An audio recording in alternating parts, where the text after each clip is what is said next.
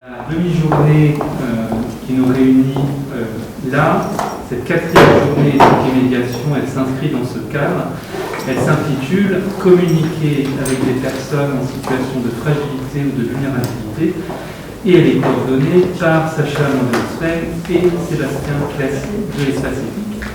Vous allez entendre successivement 4 interventions. Une intervention de Sébastien Claessy qui portera plus spécifiquement sur la communication comme soin, et notamment sur la communication avec des personnes en situation de handicap dans le contexte de la crise Covid. Une intervention de Sacha Mandelsfeld intitulée « Médiation et connaissance sur l'animation d'un groupe de réflexion en EHPAD ». Une intervention de Carole de Mulatier sur la communication entre les patients, les aidants et les soignants dans le contexte de la sclérose en plaques. Et enfin, une intervention de Jean-Luc Truel et Véronique de Pracontal sur le rôle des médiateurs sur la gestion des conflits avec les personnes fragiles.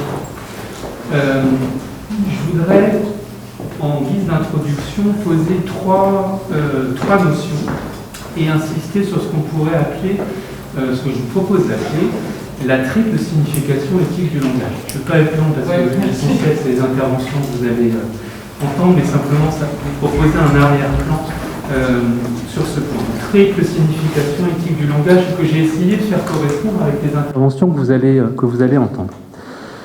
La première signification éthique du langage, on pourrait dire que c'est sa signification qu'on pourrait qualifier de clinique, et ça va faire écho à ce que Sébastien Claessy va vous dire, cette signification clinique du langage que vous trouvez notamment dans un texte de Freud au tout début des conférences d'introduction à la psychanalyse. Le texte date de 1917. Freud dit la chose suivante. Par des paroles, un être humain peut en combler un autre de bonheur ou le pousser au désespoir. Par des paroles, un professeur transmet son savoir aux élèves. Par des paroles, l'orateur entraîne avec lui l'assemblée des auditeurs et détermine leurs jugements et décisions. Les paroles suscitent des affects et elles sont l'universel moyen par lequel les humains s'influencent les uns des autres. Freud, évidemment, s'étonne ici de la puissance du langage dans l'ordre humain. Vous savez à quel point, évidemment, ce langage joue un rôle important dans la cure analytique. Anna O, la patiente, disait que c'était une talking cure, une cure par la parole, par le langage. Et ce que Freud insiste, ce sur quoi il insiste surtout ici, c'est à quel point la clinique, mais à quel point les mots nous font, à quel point les mots nous tricotent, pour reprendre une expression du psychiatre Marcel Czermak, à quel point les mots nous construisent, mais à quel point aussi ils peuvent nous défaire, nous détricoter, nous déconstruire, voire nous détruire. Deuxième fonction du langage, éthique du langage, et là je m'appuierai plutôt sur une distinction aristotélicienne au début des politiques d'Aristote, sur la distinction qu'Aristote fait entre la voix, phonè, et le langage ou la parole, logos. Je vous rappelle ce texte dans une traduction excellente de Pierre Pellegrin. Je vous le lis. Vous le connaissez, vous l'avez entendu, mais je vous le relis. L'homme est un animal plus politique que n'importe quelle abeille et que n'importe quel animal grégaire, car la nature ne fait rien en vain. Or, seul parmi les animaux, l'homme a un langage. Certes, la voix est le signe du douloureux et de l'agréable, aussi la rencontre-t-on chez les animaux. Leur nature est en effet parvenue jusqu'au point d'éprouver la sensation du douloureux et de l'agréable, et de se le signifier mutuellement. Mais le langage existe en vue de manifester l'avantageux et le nuisible, et par suite aussi le juste et l'injuste. Il n'y a en effet qu'une chose qui soit propre aux hommes par rapport aux autres animaux, le fait qu'ils aient la perception du bien, du mal, du juste, de l'injuste et autres notions de ce genre. Ce qu'Aristote nous dit là dans ce texte, c'est que moi j'appellerais la signification politique ou civique du langage, qui lui donne, qui fera écho, je pense, un peu à ce que vous montrera Sacha Mandelsfeld dans le travail qu'il mène avec des personnes qui avancent en âge. C'est que certains animaux semblent communiquer, ceux dont Aristote dit qu'ils ont une phonè, une voix, c'est-à-dire ils expriment et ils se signifient mutuellement de la douleur, du plaisir, de l'aversion. Donc la voix, c'est une manière de se signifier mutuellement un certain nombre de choses. Mais dit Aristote, le langage humain, la parole humaine, c'est autre chose. Ça permet aussi de parler du juste et de l'injuste, de l'avantageux et du nuisible. Autrement dit, ça nous fait entrer dans une dimension de l'universel, et ça nous fait entrer dans une dimension aussi de l'intersubjectivité, où on peut mettre en partage la signification que nous accordons aux mots, et notamment à ces notions de juste et d'injuste.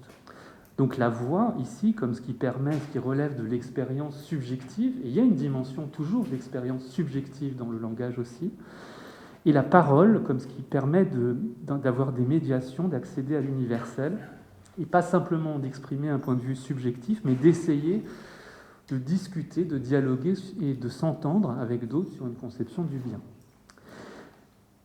La troisième dimension éthique, et j'en aurai fini, je vous rassure, de cette introduction, la troisième dimension éthique du langage, j'emprunte à Lévinas et à la distinction qu'il fait entre le dire et le dit. Une distinction extrêmement classique.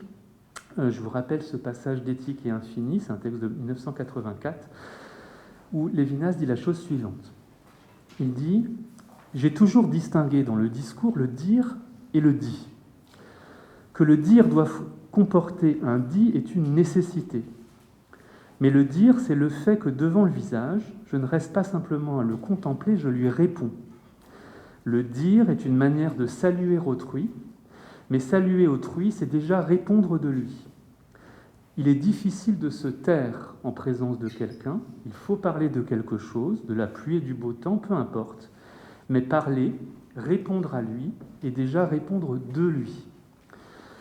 Dans cette distinction entre le dit et le dit, donc, qui est classique, c'est l'idée assez simple finalement que la parole ne se réduit pas à la transmission d'un contenu entre deux interlocuteurs, qu'elle s'identifie à une forme d'ouverture, de don qui précède la communication proprement dite. Avant même de parler, avant même de transmettre du dit, de dire quelque chose, il y a quelque chose qui se passe, c'est ce que Lévinas appelle le dire, ce qui précède le dialogue comme transmission d'informations, l'acte de parole en tant qu'il est fondamentalement adressé à quelqu'un.